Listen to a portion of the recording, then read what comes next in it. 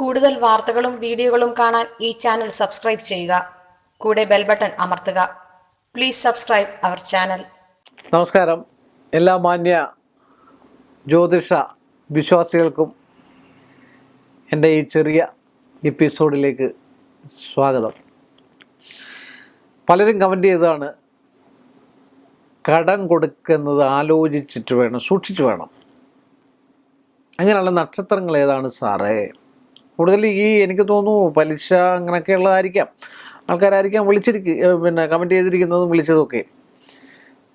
അപ്പോൾ അതിൽ നമ്മളത് അപ്പോൾ അവർക്ക് ധനം നഷ്ടമാകുമോ എന്നറിയാൻ വേണ്ടി ഒരു ആകാംക്ഷ, ഒരു ക്യൂരിയോസിറ്റി, അപ്പോൾ അതിനുവേണ്ടി ആയിരിക്കാം അവർ വിളിച്ചു ചോദിച്ചത്. പക്ഷേങ്കിൽ അങ്ങനെയുള്ള നക്ഷത്രങ്ങളുണ്ട്. കടം കൊടുത്താൽ തിരിച്ച് കിട്ടാൻ സാധ്യത വളരെ കുറവുള്ള, അല്ലെങ്കിൽ ആലോചിച്ച് മാത്രം ചെയ്യേണ്ടത്, അല്ലെങ്കിൽ ഫിനാൻസ് സംബന്ധമായിട്ട് ബാങ്ക് സംബന്ധമായിട്ടുള്ള വിഷയങ്ങളൊക്കെ ചെയ്യുന്നവർ സൂക്ഷിക്കണം. അതുകൊണ്ടാണ് അങ്ങനെയുള്ള സ്ഥാപനങ്ങളൊക്കെ നടത്തുന്ന ഒരു ജ്യോത്സ്യനെ കണ്ട് എനിക്ക് ഇത് ഉതകുന്ന ബിസിനസ്സാണോ, അല്ലെങ്കിൽ എൻ്റെ ഏത് രീതിയിൽ പോയി കഴിഞ്ഞാലാണ് ഉതകുന്നത്, ഒരു വിദ്യാഭ്യാസം കഴിഞ്ഞ് കഴിഞ്ഞാൽ ഇന്ന രീതിയിലൊക്കെ പോയി കഴിഞ്ഞാൽ നല്ലതാണോ, അങ്ങനെയൊക്കെയുള്ള നോക്കാതെ ചെയ്യുമ്പോഴാണ് ഈ ബിസിനസ് ബാങ്കർ അല്ലെ ഇങ്ങനെയൊക്കെയുള്ളത് മോശമായി പോകുന്നതും, ഈ അടയ്ക്കുന്ന കാശ് നമ്മൾ തിരിച്ചു കിട്ടാതെ വരികയും അവർ ഈ കാശ് കൊണ്ട് മുങ്ങ് അങ്ങനെയൊക്കെ ചെയ്യുന്നതായിട്ടുള്ള അവസ്ഥകൾ കേരളത്തിൽ നടക്കുന്നുണ്ട് ഇല്ലേ?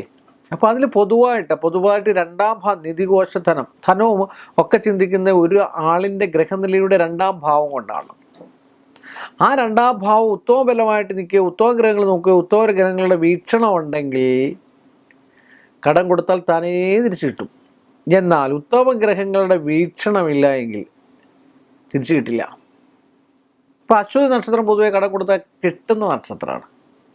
ചിലരിൽ മാത്രം ചില നക്ഷത്രങ്ങൾ നമ്മൾ സംയോജിക്കുമ്പോഴാണ് കുഴപ്പമുണ്ടാകുന്നത്.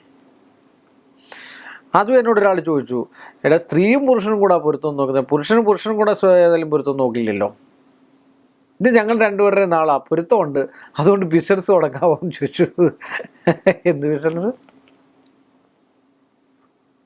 അങ്ങനെയില്ല കേട്ടോ. അങ്ങനെയുള്ള അത് ആൾക്കാരുടെ അല്ലെ ജനങ്ങളുടെ ഒരു സംശയമാണ് ചോദിച്ചത്.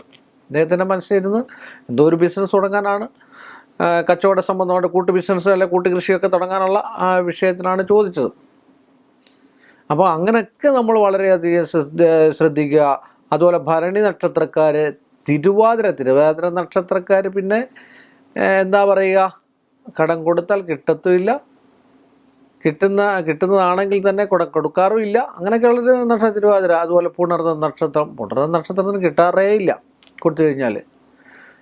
അതുപോലെ ചോദ്യ നക്ഷത്രം, വിശാഖം നക്ഷത്രമൊക്കെ കടം തരാൻ ഇച്ചിരി ബുദ്ധിമുട്ടുള്ള നക്ഷത്രമാണ്.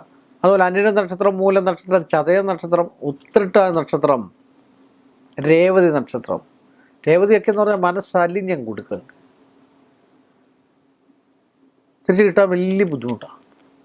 അപ്പോൾ അതുകൊണ്ട് ഇത്രയൊക്കെ നക്ഷത്രക്കാർ പിന്നെ ബാക്കി ഗ്രഹനിലയിലാണ്. ഉത്തമനായ ജ്യോത്സ്യനെ കണ്ട് ഗ്രഹനില പരിശോധിച്ച് രണ്ടാം ഭാവം എങ്ങനെയാണെന്ന് നോക്കി 2-9 ഭാഗ്യമുണ്ടോ തിരിച്ചു കിട്ടാനെന്നുള്ളതൊക്കെ നോക്കിയതിന് ശേഷം, ആലോചിച്ചതിന് ശേഷം മാത്രം, ഒരു പ്രാവശ്യം 2 പ്രാവശ്യം ആലോചിച്ചതിന് ശേഷം ഇങ്ങനെയൊക്കെ ചെയ്ത് കണ്ടു കഴിഞ്ഞാൽ എല്ലാ മാന്യ പ്രേക്ഷകർക്കും നന്മയുണ്ടാകട്ടെ എന്ന് പ്രാർത്ഥിച്ചുകൊണ്ട് നമ്മൾ തമ്മിൽ വീണ്ടും കാണുന്നതുവരെ ഈ എപ്പിസോഡ് ഞാനിവിടെ അവസാനിപ്പിക്കുന്നു.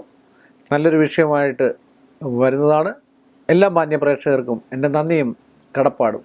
കൂടുതൽ വാർത്തകളും വീഡിയോകളും കാണാൻ ഈ ചാനൽ സബ്സ്ക്രൈബ് ചെയ്യുക. കൂടെ ബെൽ ബട്ടൺ അമർത്തുക. Please subscribe our channel.